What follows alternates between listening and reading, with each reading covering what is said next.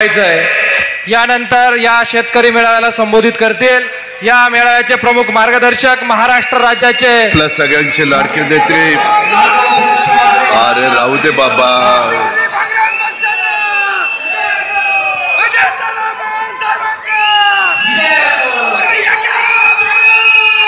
अरे बास बास निवडणुकीला काहीतरी शिल्लक ठेव।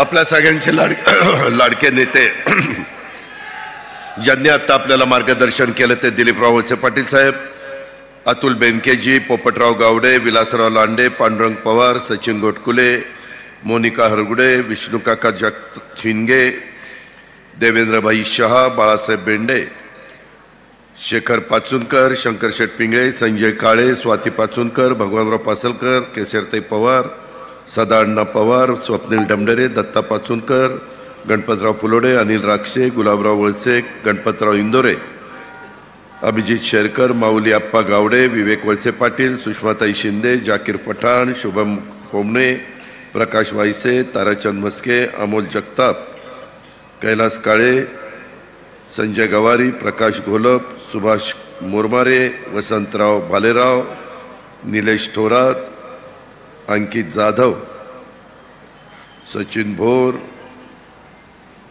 सर्व आज मानसिंग पाचुनकर, राजेंद्र गावडे, प्रकाश पवार, प्रदीप वळसे पाटील, पूर्वा पाटील, सविता पराड, प्रमोद पराड, सुनीता गावडे, अरुणा थोरात, तुलसी भोर, नंदकुमार सोनवले, राहुल पडवळ, चंदन सोंडेकर, माझ्या आंबेगाव विधानसभा मतदारसंघ शिरूर आंबेगाव विधानसभा मतदारसंघातील उपस्थित असणारे सर्व आमचे जीवाभावाचे सहकारी, सर्व शेतकरी बांधव, महिला भगिनी, पत्रकार मित्र, जमलेल्या बंधू भगिनींनो आणि माझ्या तरुण मित्रांनो, बरेच दिवस मला दिलीप वळसे पाटील सांगत होते की अजित एका कार्यक्रमाच्या निमित्तानं मंचारला एक सभा घ्यायची, विविध उद्घाटनं घ्यायची, भूमिपूजन घ्यायची आणि खरं त्याच अनुसरून मी आज आपल्या सगळ्यांच्या समोर आलेलो आहे। ह्या सगळ्या परिसराला एक ऐतिहासिक आध्यात्मिक सांस्कृतिक वारसा असलेला माझा मंचरच्या विकासाच्या दृष्टीनं, तालुक्याच्या दृष्टीनं आजचा महत्त्वाचा दिवस आहे। शहरातल्या अनेक विकास कामांमध्ये भर घालण्याचं काम दिलीपरावांच्या प्रयत्नातनं आपल्या सगळ्यांच्या पाठिंब्यामुळं महायुतीच्या सरकारच्या वतीनं झालेलं आहे आणि त्याचीच आज उद्घाटनं, भूमिपूजन झाली। फार चांगल्या इमारती झालेल्या आहेत। माझ्या नागरिकांना त्याचा फायदा होणार आहे, माझ्या सहकाऱ्यांना त्याचा फायदा होणार आहे आणि त्याकरता कुठल्याही प्रकारचा निधी हा देखील आम्ही कमी पडू दिलेला नाही आहे। ही सगळी कामं होत असताना मला एक 20 नोव्हेंबर 1968ला आपले त्यावेळेसचे आमदार होते दत्तात्रय गोविंदराव वळसे पाटील यांनी एक मुद्दा काढलेला होता 68ला की पुणे जिल्ह्यात जो दुष्काळी भाग आहे त्या भागातून घोड नदी वाहते व त्या नदीवर कुकडी प्रकल्प घेण्याची शासनाची योजना आहे। याचं पाणी नगर जिल्ह्याला वरदान ठरणार आहे। या प्रकल्पाचं पाणी सन्माननीय सभासद श्यामकांत मोरे यांनी प्रयत्न केला म्हणून त्यांच्याही तालुक्याला मिळणार आहे। दुष्काळी परिस्थितीवर या सभागृहात चालू असलेल्या चर्चेच्या संदर्भात कुकडी धरणाबद्दल बोलणं थोडं विषयाला सोडून होणार असले तरी पुणे आणि नगरचा कायम दुष्काळ असणाऱ्या 2 जिल्ह्याच्या दृष्टीनं वरदान ठरणारी ही योजना असल्यामुळं मी तिचा उल्लेख त्या ठिकाणी करतोय। ती योजना लवकरात लवकर कार्यान्वित व्हावी ही माझी आमदार या नात्याने मनापासूनची इच्छा आहे। त्याप्रमाणे नोटिफाईड एरियामधून पाणी घेणाऱ्या शेतकऱ्याला सध्या जी मनाई आहे ती दूर करण्याच्या करता तिथं निर्णय घ्यावा, शेतीकरता मोफत पाणी घेण्याची तरतूद करावी, अशा प्रकारचं सभागृहात त्यावेळेस त्यांनी मांडलं। मित्रांनो, म्हणजे किती दूरची दृष्टी तिथं असावी लागते ह्याचा प्रत्यय दत्तात्रय वळसे पाटलांच्या रूपाने आपल्याला सगळ्यांना आलेला आहे। आज मी तुमच्या सगळ्या परिसरामध्ये येत असताना मला एवढंच सांगायचंय की आजची सभा ही विकासाची वज्रमुठ सभा आहे। सामान्य जनता आम्हाला मतदान करते त्यावेळेस त्यांचा विकास करणं हे प्रत्येक लोकप्रतिनिधीचं, माझं, दिलीपरावांचं, अतुलजीचं, सगळ्या लोकप्रतिनिधींचं ते काम असतं आणि त्याच्यामुळे लोकप्रतिनिधींचं हे प्रथम कर्तव्य पार पाडत असताना सत्तेमध्ये राहूनच जनतेचा विकास करणारे विकासाला साथ देण्यासाठी राष्ट्रवादी काँग्रेस पक्ष वेळोवेळी सत्तेमध्ये राहण्याचा प्रयत्न केलेला आहे. 10 जून 99ला स्थापना झाली तेव्हाही सोनिया गांधींच्या विरोधामध्ये भूमिका घेतली, परंतु 4 महिन्यांनीच आपण सोनियाजींच्या बरोबर सरकार स्थापन केलेला इतिहास आपल्या सगळ्यांच्या समोर आहे. मित्रांनो, मी काय, दिलीप वळसे पाटील साहेब काय, आम्ही कुणी चुकीचं कधी करणार नाही. गेले 30 वर्ष 32 वर्ष तुमच्या सगळ्यांचं प्रेम, तुमच्या सगळ्यांचा आशीर्वाद आणि ज्या भागातल्या जनतेने आपल्याला निवडून दिलेलं आहे त्या भागाचा सर्वांगीण विकास करण्याच्या करता पडेल ती किंमत मोजावी लागली तरी चालेल, परंतु आपण काम करत राहायचं. ही भूमिका स्वर्गीय यशवंतराव चव्हाण साहेबांनी जी शिकवली, बहुजन समाजाला बरोबर आणण्याचं काम केलं पाहिजे. समाजातल्या कुठल्याही घटकाला असं वाटतं कामा नये हे सरकार माझा विचार करत नाही आणि तशा पद्धतीची कामं आपण या निमित्तानं माझ्या पुणे जिल्ह्यामध्ये, माझ्या आंबेगाव शिरूर परिसरामध्ये, माझ्या जुन्नर परिसरामध्ये, सर्व भागामध्ये करण्याचा आम्ही प्रयत्न केलेला आहे. तुम्ही मला अनेक वर्ष ओळखता. ग्रामीण भाषेत काही लोक बोलघेवड्यासारखं लोकांना काय म्हणतात हे बोलघेवड्या माणसाला हे आपल्याला सगळ्यांना माहिती आहे. त्यामुळं अशा लोकांच्याकडे काही लक्ष जास्त द्यायचं कारण नाही.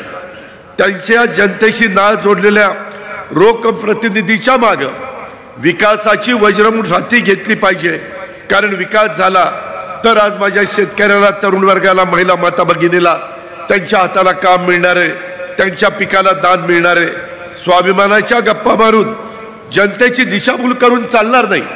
काही जणांनी मधल्या काळात सभा घेतली आणि मंचरमध्ये येथून काहींनी स्वाभिमानाच्या गप्पा मारल्या. तुम्ही नीट आठवा आंबेगावकरांनो, शिरूरकरांनो, 3 पक्ष फिरून येणाऱ्यांनी स्वाभिमानाच्या गप्पा मारायच्या असतात का? तसेच काहींनी सत्तेसाठी किती कोलाट्या उड्या मारल्यात हे जरा गुगलवर जावा. गुगलवर गेल्यानंतर सर्च केल्यानंतर देखील तुम्हाला कळेल. काही जण एकदमच स्वतःला मोठे समजायला लागतात. ठीक आहे, प्रत्येकाला आपलं मत मांडण्याचा अधिकार आहे. घटनेचे शिल्पकार डॉक्टर बाबासाहेब आंबेडकरांनी तो अधिकार तुम्हाला मला दिलेला आहे. परंतु दिलीपराव काय, मी काय, बाकीचे माझे सगळे सहकारी काय, आम्ही विकासाला साथ देणारी माणसं आहोत. जनता आम्हाला मतदान रूपात आशीर्वाद देतात आणि त्यांना आम्ही विकास कामाच्या रूपात उत्तराई होतो. तो जनतेचा अधिकार आहे. केवळ विरोधाला विरोध करत सत्तेपासून दूर राहून विकास होणार नाही. त्यासाठी सत्तेत राहूनच प्रसंगी 2 हात करत विकास कामं राज्यातल्या प्रत्येक मतदारसंघामध्ये पोहोचवण्याचा करता खरा स्वाभिमान तिथं दाखवायला लागतो. मगाशी मी अतुलचंही भाषण ऐकलं. अतुलनी भूमिका स्पष्टपणे मांडली. काय त्याचं चुकलं? जर ज्या भागाने त्याला निवडून दिलंय त्या भागाचं घास जर कुणी काढून घेत असेल तर तिथल्या आमदारांनी काय गप्प बसायचं? बघ्याची भूमिका घ्यायची. आज केंद्राकडनं अधिकाधिक निधी आणण्याचं काम राज्यामध्ये आम्ही सत्तेमध्ये गेलेलो आहे. देशातील सर्वात प्रगत राज्य म्हणून शिवशाहू फुले आंबेडकरांच्या महाराष्ट्राकडे बघितलं जातं. राज्यातून तुम्हाला माहिती नाही, मी अर्थमंत्री आहे. तुमच्यामुळं आज जीएसटीचं सगळ्यात जास्त उत्पन्न जर कुठलं राज्य देत असेल, देशात जेवढा जीएसटी गोळा होतो त्याच्या एकटा 16% जीएसटी आपलं महाराष्ट्र राज्य केंद्राला देतं. केंद्र सरकार राज्यांना विकासासाठी आर्थिक मदत करतं, आर्थिक रसद पुरवतं. राज्याच्या विकासासाठी केंद्राकडे प्रसंगी भांडून निधी आणावा लागतो. यासाठी राज्यातील व केंद्रातील सरकार हे एकाच विचाराचं असेल तर त्याचा फायदा अधिक होतो. केंद्र सरकारच्या मदतीनं माझ्या शिरूरचा, माझ्या आंबेगावचा, माझ्या खेडचा, माझ्या जुन्नरचा, माझ्या पुणे जिल्ह्यातल्या 13 तालुक्याचा आणि पुणे पिंपरी चिंचवड शहराचा आणि महाराष्ट्राचा विकास जर करायचा असेल तर का आपण मागे राहायचं? आज आपलं नाशिक, पुणे, मुंबई हा राज्यातील विकासाचा सुवर्ण त्रिकोण आहे. याचाही फायदा जर सगळ्यात जास्त कुणाला होतो तर तो जुन्नर, खेड, आंबेगाव ह्या परिसराला होतो. का नाही करायचं? मित्रांनो, काही जण वेगळ्या प्रकारच्या वल्गना करतात, काही वेगळ्या प्रकारची भाषा करतात, परंतु त्यांचं खरं दुखणं वेगळं आहे. हा पण विचार आपण केला पाहिजे. पाठीमागच्या काळामध्ये मी आज तुम्हाला सगळ्यांना आश्चर्य वाटेल, करोडो रुपयाच्या कामांची आम्ही भूमिपूजन आणि उद्घाटन केली. तुम्हाला माहिती आहे, दिलीप वळसे पाटलांच्या प्रयत्नातनं आपल्या शिरूर आणि आंबेगाव विधानसभा मतदारसंघामध्ये एकूण 653 कामं आणि एकूण मंजूर किंमत 1157 कोटी रुपये विकासाचा निधी आपण त्या ठिकाणी आणलेला. काही कामं पूर्ण झाली, काही कामं पाईपलाईनमध्ये. एकच मोठं काम आता आम्ही अतुलला पण मंजूर करून दिलं, दिलीपरावांना पण दिलं. त्याच्यामध्ये एक अवसारी खुर्द पारगाव पिंपळखेड जांबूद मार्ग, शिक्रापूर गणेगाव खालसा ते मलठण टाकळी अजी वडनेर जांबूद तो मार्ग, आणि ह्या सगळ्याची सुधारणा करण्याच्या करता 70 किलोमीटरचं काम 416 कोटी रुपयाचं काम आहे. कशाला म्हणतात 416 कोटी? दिलीपराव विरोधी पक्षामध्ये बसले असते तर 1000 कोटीची कामं झाली असती, 1200 कोटी रुपयाची कामं झाली असती. आम्ही काही वैयक्तिक आमच्या स्वार्थाकरता निर्णय घेत नाही. शेवटी बेरजेचं राजकारण आम्ही करतोय. आम्ही आमची विचारधारा सोडलेली नाहीये. शिवशालू फुले आंबेडकरांची विचारधारा, हीच विचारधारा घेऊन आम्ही पुढे चाललेलो आहे. आमच्या आया बहिणींना मदत झाली पाहिजे, तरुणांना मदत झाली पाहिजे. काय पूर्वीच्या काळामध्ये आंबेगावच्या परिसरामध्ये होतं आणि आज काय झालेलं आहे? शासकीय तंत्रनिकेतन, माझा अवसारी खुर्द इमारत, कशा पद्धतीचं ते काम झालंय. आज एक शैक्षणिक हब, पुढे शहराच्या नंतर विद्येचं माहेरघर म्हणून तालुक्याचा विचार करायचा म्हटलं तर बारामतीचा उल्लेख करावा लागेल. आणि बारामतीच्या नंतर जर कुठल्या तालुक्याचा उल्लेख करायचा तर तो आंबेगाव तालुक्याचा विचार करावा लागेल.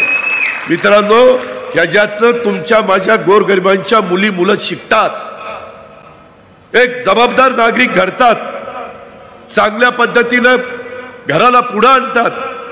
ह्याच्याकरता त्यांना कुठं पुण्याला, मुंबईला, दुसरीकडे जावं लागत नाही. इथं इन्फ्रास्ट्रक्चर तयार केलेलं आहे. त्याच्या संदर्भामध्ये माझ्या आदिवासी भागातल्या मुला मुलींना शिकण्याच्या करता जिथं वसतिगृह पाहिजेत तिथं वसतिगृह अधिक चांगली करण्याचा प्रयत्न आपण केला. गोडेगावची ITI असेल, तंत्र माध्यमिक शाळा असेल, महाविद्यालय असेल, कुठे आपल्या इथला भीमाशंकर सहकारी साखर कारखाना. तुम्ही मला सांगा, महाराष्ट्रामध्ये पहिले 5 सहकारी साखर कारखाने कुठले, त्यांची नावं घ्यायची झाली तर त्या पहिल्या 5 मध्ये तुमच्या इथला श्री भीमाशंकर सहकारी साखर कारखान्याचा उल्लेख होतो. कुणामुळे होतो? कुणीतरी नेता असावा लागतो. नेतृत्वाशिवाय त्या भागाचा विकास होत नाही. सगळ्यांनीच माझंच घोडं पुढं दा म्हटलं पाहिजे म्हटलं तर काही घडू शकत नाही. कुणातरी तरी एकाच्या नेत्याच्या नेतृत्वाखाली आपण काम करायचं ठरवलं तर तालुका पुढे जातो, जिल्हा पुढे जातो, राज्य पुढे जातं. आणि त्याच्यामुळं तुम्ही गेले 30, 32, 33 वर्ष ह्याच्यामध्ये मदत करताय. आज तुमच्या इथं दुधाचा महापूर आलेला आहे. आज इथं दुधाची मोठ्या प्रमाणावर आज जगाच्या बाजारपेठेमध्ये इथले वेगवेगळे पदार्थ जात आहेत. इथलं दूध हे मुंबईला मोठ्या मोठ्या व्यक्तींच्याकडे त्या ठिकाणी जातं. कशामुळे जातं? कष्ट घेतलेत म्हणून जातं. त्याच्यातनं माझ्या आंबेगाव तालुक्याला रोजगार मिळतो. मित्रांनो, मी जाहीरपणे आज सांगतो, ते 5 रुपयाच्या बद्दल मला अनेकांनी सांगितलं. मध्ये मी कॅबिनेटला पण तो विषय काढला. ह्या येणाऱ्या कॅबिनेटला ज्या त्रुटी आहेत आणि तुम्ही तुमच्या गाईचं घातलेलं दूध डेअरीला त्याचे जे 5 रुपये लिटरला द्यायचे ते लिटरला देत असताना ज्या काही अडचणी आलेल्या आहेत त्या अडचणी 100% मी आणि दिलीप वळसे पाटील त्या दूर करू. आपण काही काळजी करू नका. त्याच्यामध्ये काही झारीतले शुक्राचार्य आहेत, परंतु त्यांना कशा पद्धतीनं त्यांना बाजूला करायचं हे आम्हाला चांगलंच समजतं. त्याच्या संदर्भात प्रशासनावर आमची पकड आहे. मित्रांनो, एकंदरीतच आपल्या आदिवासी मुला मुलींच्या करता माझं मंचर असेल, शिनोले असेल, कोटमदरा असेल, गोडेगाव असेल, इथली वसतिगृह ती अधिक चांगली करण्याचा आपण प्रयत्न करतोय. पेठ येथे मागासवर्गीय मुला मुलींच्या करता निवासी शाळा। शेवटी समाजातला कुठलाही घटक, मागासवर्गीय असू द्यात, आदिवासी असू द्यात, बहुजन समाजाचा असू द्यात, भटका समाजाचा असू द्यात, सर्वसाधारण समाजाचा असू द्यात, कुणाला असं वाटतं का म्हणे की माझ्या शिक्षणाच्या करता काय केलंय। आज आपल्या मंजरला अद्यावत क्रीडा संकुल आपण उभं केलंय, त्याच्यामध्ये दिलीपरावांनी लक्ष घातलंय। चांगले चांगले खेळाडू तयार व्हावेत, त्यांचं नैपुण्य ही दाखवण्याची संधी त्यांना मिळावी। आरोग्याच्या बाबतीमध्ये मंचरला 100 खाटांचं उपजिल्हा रुग्णालय ट्रॉमा केअर सेंटर हे त्या ठिकाणी झालेलं आहे। तांबडेमळा मंचरचं 100 खाटाचं विस्तारित उपजिल्हा रुग्णालय हे काम प्रगतीपथावर आहे। आजच आम्ही घोडेगावला गेलो होतो, तळेग्रह, मलठण, पाबळ येथे ग्रामीण रुग्णालयाची कामं चाललेली आहेत। पुणे जिल्ह्याचा उत्तर भाग आणि नगर जिल्ह्यातल्या दक्षिण भागाच्या रुग्णांना ह्याच्यातनं सेवा मिळणार आहे। परिवहनाच्या बाबतीमध्ये आपण तांबडेमळा इथे बस आगाराची उभारणी करतोय, घोडेगावची बस स्थानकाची पुनर्बांधणी करतोय। मित्रांनो, आम्ही इथपर्यंत थांबलेलो नाहीये, त्याच्याही पुढे जाऊन आपल्याला निश्चितपणे एकंदरीत काम करत असताना आम्ही एक ठरवलंय, आपल्यातली काही धरणं ही फार तशी जुनी झाली।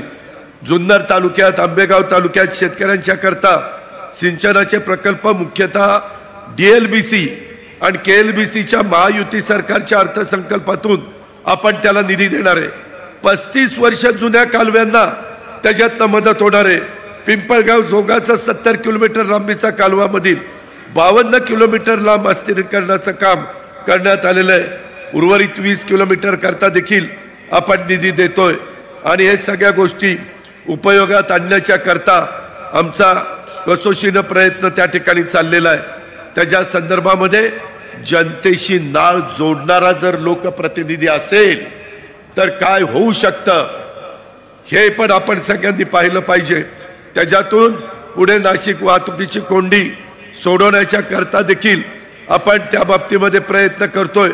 पुणे नाशिक रस्त्यावर आपलं भोसरी चाकण मधील तळेगाव चौक, आंबेठाण तेथेही चौक वाहतुकीची कोंडी होती, तिथं आम्ही नाशिक फाटा ते मोशी सध्याचा रस्ता 4 आणि 6 लेनचा आहे, त्याच्यात सुधारणा करून एका खांबाद्वारे मधी कॉलम आणि 8 पदरी एलिव्हेटर फ्लायओव्हर तिथं बांधायचा आहे। त्यामुळे खालनंही वाहनं जातील, त्या फ्लायओव्हर एलिव्हेटेड फ्लायओव्हरवरून पण वाहनं जातील आणि वाहतुकीची कोंडी सुटेल, हे पण आपण सगळ्यांनी लक्षामध्ये घेतलं पाहिजे। मित्रांनो, मगाशी काहींनी मुद्दा काढला, ग्रामीण भागातल्या विशिष्ट घरांच्यासाठी आपण हर घर सौर योजनेचे उद्दिष्ट राज्य सरकारने हातामध्ये घेतलेले आहे। 60% सबसिडीच्या माध्यमातून तुमच्या घरावर सौर ऊर्जेचा प्रकल्प बसवला जाईल आणि त्याच्यातून 300 युनिट पर्यंत वीज घरमालकाला मोफत आम्ही देणार आहे। मोफत उर्वरित वीज वितरित करताना गावातील पाणी पुरवठा योजना असेल, रस्त्यावरचे पथदिवे असतील, शेततळ्यांना पाणी पुरवठा यासाठी देण्याचा प्रयत्न हा राज्य सरकारचा आहे। अशा कितीतरी योजना आपण करतोय। हे कशामुळे होतंय? हे महायुतीच्या सरकारमुळे होतंय। आम्ही सरकारमध्ये, अर्थमंत्री पद माझ्याकडे, तिजोरी आपल्याकडे।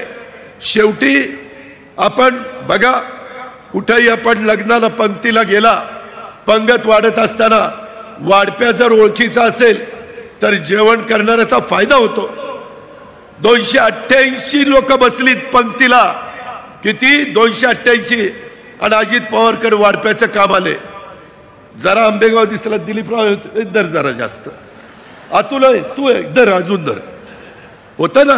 मनुष्य स्वभाव आहे, ह्याच्यात अतिशयोक्ती नाही आहे। ज्यावेळेस फायली येतात 1000, 2,000, तुम्हाला माहिती आहे मी किती लाखाचा अर्थसंकल्प सादर करतो? 6 लाख कोटी एवढ्या रकमेचा मी अर्थसंकल्प सादर करतो। कशाला म्हणतात 6 लाख? एकाने या आणि इतर तुम्हाला कागद आणि पेन देतो, दाखवा 6 लाख कोटी काढून आकडा। चेष्टा नाही। आज आम्ही हे सगळं करतोय। दिलीपरावांनी पण 1 वर्ष अर्थ मंत्रालय सांभाळलं, मी 8 वर्ष सांभाळतोय। आम्ही कशात कमी पडतो सांगा ना? तुमची पुणे जिल्हा मध्यवर्ती सहकारी बँक गेले 30 वर्ष आम्ही तिथे चांगली चालवली। तुमची जिल्हा परिषद आम्ही चांगली चालवली. आज काही सुप्रीम कोर्टामध्ये मॅटर आहे त्याच्यावर तालुका पंचायत जिल्हा परिषदेमध्ये आज निवडणुका होऊ शकत नाही. आम्हालाही वाटतं की ते लवकर निकाल लागावा आणि आमच्यासारखं खालच्याही कार्यकर्त्यांना संधी मिळावी. आज पुणे जिल्हा दूध संघ भगवानराव पासलकर इथं बसलेत. विचारा तिथं कुठली अडचण आली तर विष्णू असेल बाकीचे आम्ही सगळे असू दूर करण्याचा प्रयत्न करतो. कारण संस्था कायमच्या राहणार आहे. तुम्ही आम्ही आज असू उद्या नसू, संस्था कायमची आहे आणि ती टिकली पाहिजे. महाराष्ट्रामध्ये ज्या भागामध्ये संस्था नीट चालल्या नाही तिथं अडचण झालेली आहे. आज पीक कर्ज देत असताना 0% व्याजाने कोण देतं? 10 रुपये शेकडा घेत आहे सावकार. आता सावकारकी बंद केलेली आहे. त्याच्यामध्ये 1 रुपयामध्ये पीक विमा कुठं होता? हजारो कोटी रुपये राज्य सरकारच्या तिजोरीतनं माझ्या शेतकऱ्याला मदत व्हावी म्हणून आम्ही त्या ठिकाणी टाकतोय. मध्ये केंद्र सरकारने पुन्हा ऊसाची FRP वाढवली तुमच्या ऊसाला जास्त दर मिळावा म्हणून. कोण कुणाकरता करत असतं? आपली माणसं आपल्याकरता करत असतात. मित्रांनो, भावनिक होऊ नका. काही जण भावनिक मुद्दा काढतील, काही जण वेगळ्या पद्धतीचं राजकारण करतील. मीच माग 5 वर्षापूर्वी अशाच पद्धतीनं तुमचे आत्ताचे जे खासदार आहेत त्यांना बोलवलं, त्यांना राष्ट्रवादीत घेतलं, त्यांना तिकीट दिलं. जुन्नरखेड आंबेगावची जबाबदारी दिलीप वळसे पाटलांवर दिली. हडपसर, भोसरी आणि शिरूर जबाबदारी मी घेतली. तुम्ही सगळ्यांनी आशीर्वाद दिले, निवडून आणलं. छत्रपती संभाजी महाराजांची मालिका जोरात चालली होती. मला वाटलं की आता चांगल्या पद्धतीनं काम होईल. परंतु 5 वर्षापूर्वी आम्ही अभिनयाला बोललो, परंतु अभिनय लोकांची करमणूक करतो. खासदार मतदारसंघात 5 वर्षात कितीदा फिरला ह्याची जरा आठवण करा. मी म्हणायचो अरे फिर ना. नाही राव दादा, माझे नाटकाचा प्रयोग आहे, माझी मालिका चालू आहे. मित्रांनो, त्याच्यामुळं अडचणी निर्माण होतात. माझा त्यांना विरोध असायचं काही कारण नाही. पण 2 वर्ष झाली म्हणले दादा आता मला राजीनामा द्यायचा. अरे म्हणलं आत्ता तर करोना संपला आणि आत्ता कुठं कामाचे दिवस आले आणि कशाला राजीनामा द्यायचा? नाही म्हणले दादा राजीनामा द्यायचा. माझ्या धंद्यावर फार परिणाम होतो, माझ्या कलेवर परिणाम होतो. मित्रांनो, अशा पद्धतीनं कलेवर परिणाम होणारी माणसं उपयोगी पडत नाही. त्याच्यामध्ये जो उमेदवार निवडून जाणार आहे त्यांच्या विचाराचं केंद्रातलं सरकार असेल तर विकासाला निधी मिळतो, तर त्याच्यामध्ये भांडून निधी आणता येतो. आज पुणे जिल्ह्यातही अनेक आमदार राष्ट्रवादी काँग्रेस पक्षाला दिले. त्याच्यामुळं मी मावळामध्ये निधी देऊ शकलो, जुन्नरला, आंबेगावला, खेडला, ह्या सगळ्या भागामध्ये निधी देऊ शकलो, इंदापूरला, बारामतीला, इव्हन पुण्यामध्ये हडपसरला, तिकडं वडगाव शेरीला. हे एक आपल्या विचाराची माणसं असली तर होतात. ही गोष्ट आपण लक्षात ठेवा. आणि म्हणून माझी विनंती आहे की कुणालाही त्रास द्यायचा किंवा कुणाला तरी कमी लेखायचं असं आम्हाला कुणाला शिकवण नाही. वडीलधाऱ्यांचा आदर करणारीच आम्ही माणसं आहोत. परंतु वडीलधाऱ्यांनी पण आम्हाला मुभा दिली पाहिजे. आज आम्ही 60च्या पुढे गेलो, कधी राव आम्हाला मुभा मिळणार? 70च्या पुढं लोक म्हणतील त्याला बाजूला करा, 90 नवीन आणा कोणाला तरी. असं चालत नाही. मित्रांनो, एकंदरीत आपण ह्या संदर्भामध्ये काम करत असताना मी सातत्याने माझ्या अल्पसंख्याक समाजामध्ये एक भीती आहे की आपल्याला सुरक्षित राहू का. मित्रांनो, यावेळेस अर्थसंकल्प सादर करत असताना वक्फ बोर्डाचे विषय असू द्या, माझ्या अल्पसंख्याक समाजाला निधी देण्याचा विषय असू द्या, मौलाना आझाद महामंडळाला निधी देण्याचा प्रश्न असू द्या, भाग भांडवल वाढवण्याचा प्रश्न असू द्या, नुसता एका घटकाला नाही, मी सगळ्यांना मदत करतो. मी कधी जातीपातीचा नात्या गोत्याचा विचार केला नाही. तुम्ही माझी 30-32 वर्षाची राजकीय कारकीर्द पहा. त्याच्यामध्ये ज्याच्यात कर्तृत्व आहे, ज्याच्यात नेतृत्व आहे, त्याला संधी देण्याचं काम मी करत असतो.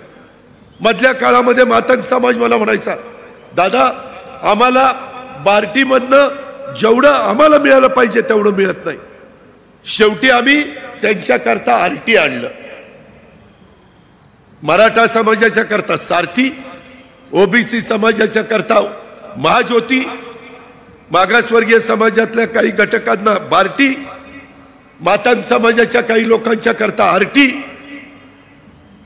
त्याच्यात बहुजन समाजाच्या काही लोकांच्या करता अमृत, अशा वेगवेगळ्या योजना आणल्या. कशा करता आणल्या?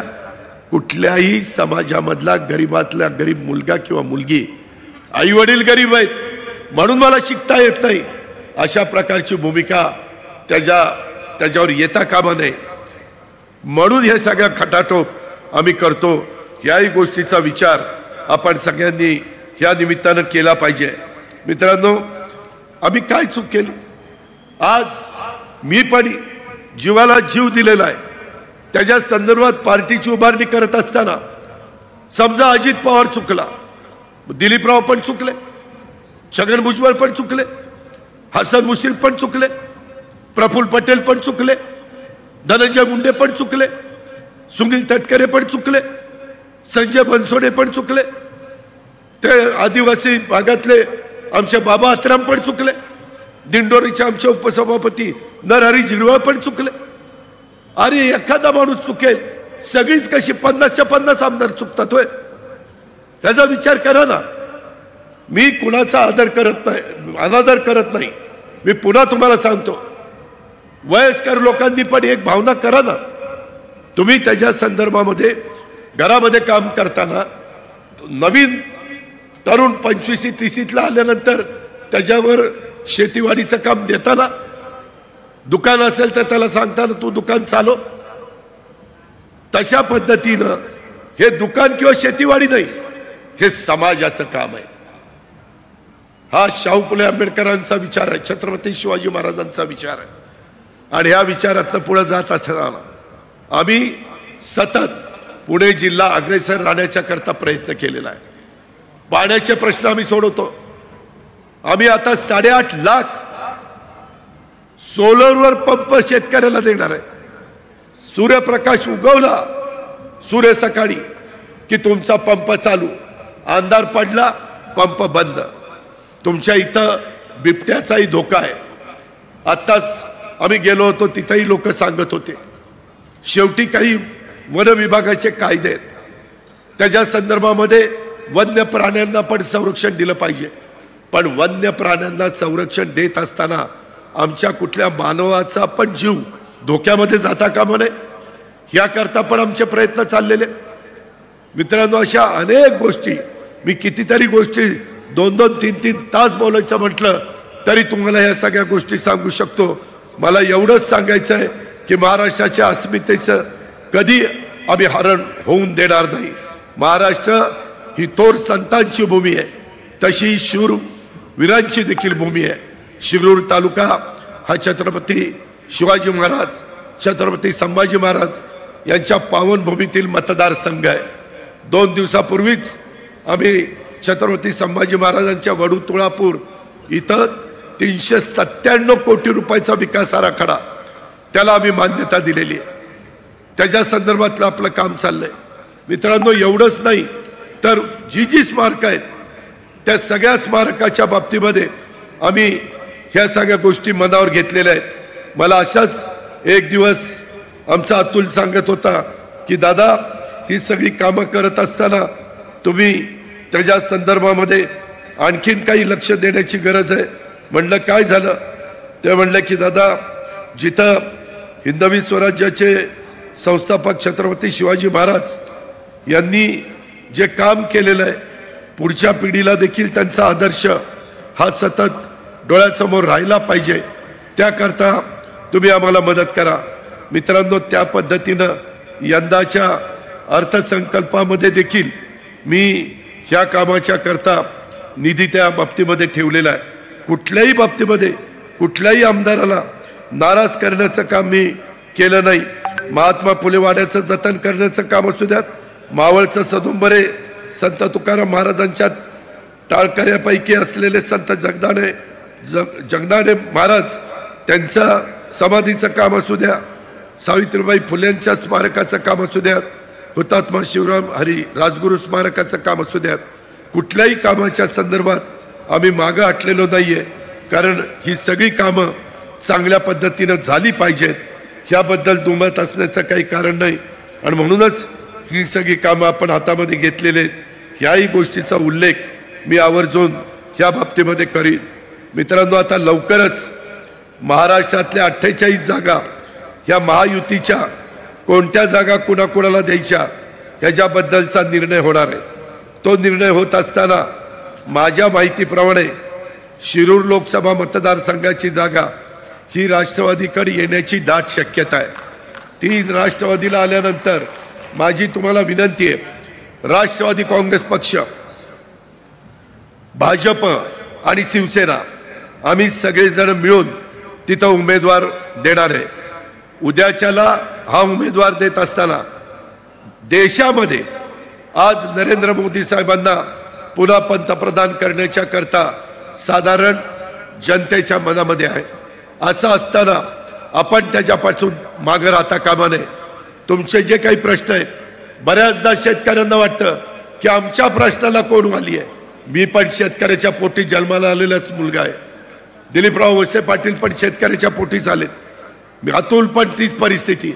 आम्ही कुठेही शेतकऱ्याला वाऱ्यावर सोडणार नाही.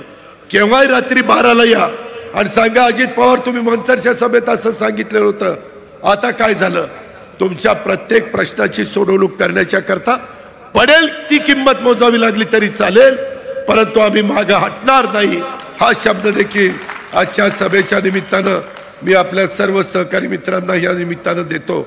आणि जी विकासाची कामं आज दिलीप वळसे पाटलांच्या नेतृत्वाखाली चाललेली आहे. काही जण म्हणाली की ओ दिलीपरावांना संधी कुणी दिली. जरूर संधी पवार साहेबांनी दिली, मलाही संधी दिली, परंतु त्या संधीचं सोनं करायचं का काय करायचं हे तरी आमच्या हातात होतं ना. आम्ही पहिली 5 वर्ष चांगलं काम केलं म्हणून पुढच्या 5 वर्ष लोकांनी दिलं. 7-7 टर्मला लोक आम्हाला निवडून देतात, म्हणजे काहीतरी लोकांचा विश्वास आम्ही संपादन केलेला आहे. मित्रांनो, इथून पुढच्या काळामध्ये देखील आम्हाला अनुभव भरपूर आलेला आहे आणि त्याच्यातून चांद्यापासून बांद्यापर्यंत महाराष्ट्राचा विकास हा एकमेव मुद्दा घेऊन आम्ही पुढे चाललेलो आहे. आम्हाला कुणाची उडीदुडी काढायची नाही. कुणाला तरी काहीतरी आरोप केले तर त्याला आम्हाला महत्त्व द्यायचं नाही. आम्ही कुठेही चुकीचं केलेलं नाहीये. एवढी सभा आहे, माझ्या अनेकांची संबंध आलेत. कुणी एकाने उठून सांगा अजित पवार तुम्ही चुकीचं सांगताय, इथं असं कुठेतरी चुकीचं घडलं. उलट मलाच चुकीचं घडलेलं आवडत नाही. मी सतत पोलिसांना सांगत असतो कायदा सुव्यवस्था चांगलं ठेवा, कुणावर अन्याय होणार नाही, महिलांना सुरक्षित वाटेल, महिलांना त्या ठिकाणी कुठली अडचण येणार नाही. या प्रकारची भूमिका मी घेतो, दिलीपराव घेतात, अतुल घेतो, बाकीचे सगळे माझे सहकारी घेतात. आणि म्हणून मी आज तुम्हाला सगळ्यांना सांगतो, महाराष्ट्राचा सातत्याने मान ताटपणे पुढं नेहमी राहील अशाच पद्धतीचं काम आमच्याकडनं होईल. तीच गोष्ट पुणे जिल्ह्याच्या बाबतीमध्ये. पुणे जिल्ह्याच्या बाबतीमध्ये तर एवढी कामं हातामध्ये घेतलेली आहेत, ती सगळी पूर्णत्वाला. बरं, आम्ही कामं पूर्णत्वाला देताना उगीच नुसती मंजूर करत नाही, काम चांगलं झालंय का नाही हेही बारकाईने बघत असतो. चुकीचं झालं तर तिथल्या तिथं कॉन्ट्रॅक्टरला काळ्या यादीमध्ये टाकायला मागं पुढं बघत नाही. अधिकाऱ्यांना देखील चुकला तर तिथल्या तिथं खडसावण्याचं काम आम्ही करतो. आमची प्रशासनावर पकड आहे. आम्ही फुशारक्या मारत नाही, ही वस्तुस्थिती आहे. परंतु आम्ही कशा करता ते करतो, राज्याच्या भल्या करता करतोय. ही गोष्ट मनसरकरांनो आपण अतिशय नम्रपणे लक्षामध्ये घेतली पाहिजे. अशा प्रकारची माझी आपल्याला सगळ्यांना विनंती आहे. आत्ता देखील सहकार खातं ज्यावेळेस आम्ही दिलीपराव वळसे पाटील साहेबांना दिलं, मला ज्यावेळेस मंत्रिपद मिळाली, मी सगळ्या जाती धर्माला न्याय दिला.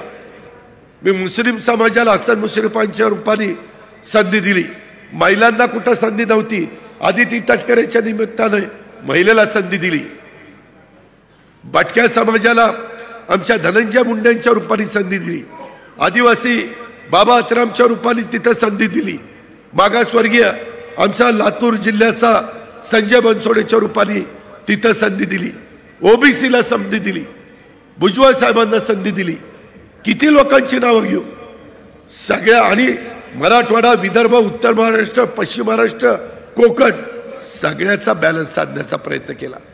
कारण आम्ही पण 30-30 वर्ष ह्याच क्षेत्रामध्ये काम करतोय. ही गोष्ट देखील मंचरकरांनो आपण लक्षात घ्या. आता देखील दिलीप वळसे पाटलांच्याकडं जो सहकार विभाग दिलेला आहे, त्या सहकार विभागामधनं त्यांनी आता बगॅसपासून सहवीज निर्मिती होते, त्याच्यातनं जरा साखर धंदा अडचणीत आला, त्यांनी युनिटला ₹1.5 अनुदान देण्याचा निर्णय घेतला. म्हणजे उद्याच्याला 6 कोटी युनिट भीमाशंकरनी तयार केले तर भीमाशंकरला सरकार ₹9 कोटी त्या ठिकाणी देणार. माझ्या भीमाशंकरच्या शेतकऱ्यांचाच भाव वाढायला मदत होईल ना. हीच गोष्ट विग्नरच्या बाबतीत, सगळ्या कारखान्याच्या बाबतीत आपण भेदभाव करत नाही, सगळ्याला न्याय सारखा, कारण शेवटी राज्य सर्वांचं आहे. ह्या गोष्टीचा पण आपण सगळ्यांनी विचार केला पाहिजे. पतसंस्थांचा पण विचार दिलीपराव वळसे पाटलांनी केला. मधी आम्ही 19 तारखेला आलो होतो. आपल्या 19 फेब्रुवारीला शिवजयंती होती. आम्ही सगळेजण शिवनेरी किल्ल्यावर महाराजांचा जिथं जन्म झाला तिथं दर्शन घेण्याच्या करता येत असतो. अतुल होता, दिलीपराव होते. त्यांनी सांगितलं मला, मुख्यमंत्र्यांना आणि उपमुख्यमंत्र्यांना, पाठीमागं आंबेगाव जुन्नर तालुक्यामध्ये हिरडा पिकाचं मोठ्या प्रमाणावर नुकसान झालं 2020ला, जून 2020, आणि त्या नुकसान झालेल्या शेतकऱ्यांना 15 कोटी रुपये इतकी रक्कम दिली गेली पाहिजे. मित्रांनो, तिथल्या तिथं मुख्यमंत्र्यांना आम्ही विनंती केली, मुख्यमंत्र्यांनी जाहीर केलं, पुढच्या कॅबिनेटला विषय आणला आणि त्यांचे 15 कोटी रुपये मंजूर केले. काय हे घडलं? कारण तिथं तुमचा प्रतिनिधी म्हणून दिलीप वळसे पाटील बसलेले होते, तुमचा आमदार म्हणून अतुलनी पाठपुरावा केला, माझ्याकडे अर्थ मंत्रालय होतं. मित्रांनो, शेवटी प्रश्न असे सुटत असतात. आपली जीवाभावाची माणसं ही वेगवेगळ्या ठिकाणी असल्यानंतर लोकांना डायरेक्ट इनडायरेक्ट त्याचा फायदा होत असतो. आणि म्हणून माझी आपल्याला सगळ्यांना विनंती आहे की या उद्याच्या लोकसभेच्या निवडणुकीच्या निमित्तानं आपण कुठेही त्याच्यामध्ये अंतर पडून देऊ नका. त्याच्यातनं एक चांगलं चित्र राज्यामध्ये आपल्याला सगळ्यांना निर्माण करायचं आहे. आपण त्याच्या संदर्भामध्ये तीर्थक्षेत्राचा विकास करण्याची कामं हातात घेतली, पर्यटनाला आपण चालना देण्याची कामं हातामध्ये घेतली. अशी बऱ्याच काही गोष्टी आपण आपल्या महाराष्ट्राकरता, आपल्या पुणे जिल्ह्याकरता आणि आपल्या आंबेगाव शिरूर ह्या विधानसभा मतदारसंघामध्ये आपण करतोय. विकासाला साथ देणाऱ्या राष्ट्रवादी काँग्रेस विचाराच्या महायुतीचा खासदार हा उद्याच्या निवडणुकीच्या निमित्तानं आपण कृपया निवडून द्या, ही पण माझी आग्रहाची तुम्हाला विनंती आहे. या ठिकाणी माझ्या सर्व जीवाभावाच्या माणसांना आपली संघटना बळकट करण्यासाठी मतभेद न करता एक दिलाने कामाला आपण लागलं पाहिजे. हे देखील आव्हान मी आजच्या या मेळाव्याच्या निमित्तानं करतो. संपूर्ण जगात सर्वोच्च 5 अर्थव्यवस्थामध्ये भारताचा नंबर लागलेला आहे. आगामी काळात आता भारताला जगात 3ऱ्या क्रमांकावर आपल्याला न्यायचं आहे आणि 3ऱ्या क्रमांकाची जगातली अर्थव्यवस्था करत असताना आपल्या महाराष्ट्राला देशात 1ल्या क्रमांकावर आणायचं आहे. $1 ट्रिलियन आपल्याला अर्थव्यवस्था करायची आणि ह्या सगळ्या गोष्टीच्या करता ह्याच्यातनं रोजगार होणार आहे, ह्याच्यातनं मोठी गुंतवणूक येणार आहे, ह्याच्यातनं बेरोजगारांच्या हाताला काम मिळणार आहे, ह्याच्यातून सगळीकडं आर्थिक सुबत्ता येण्याच्या करता मदत होणार आहे. आणि म्हणून अतिशय कणखर अशा नेतृत्वाला साथ आपण दिली पाहिजे. महायुतीचा उमेदवार हे ज्या ज्या भागामध्ये असतील त्यांना त्यांना निवडून देण्याचं काम आपण सगळ्यांनी केलं पाहिजे.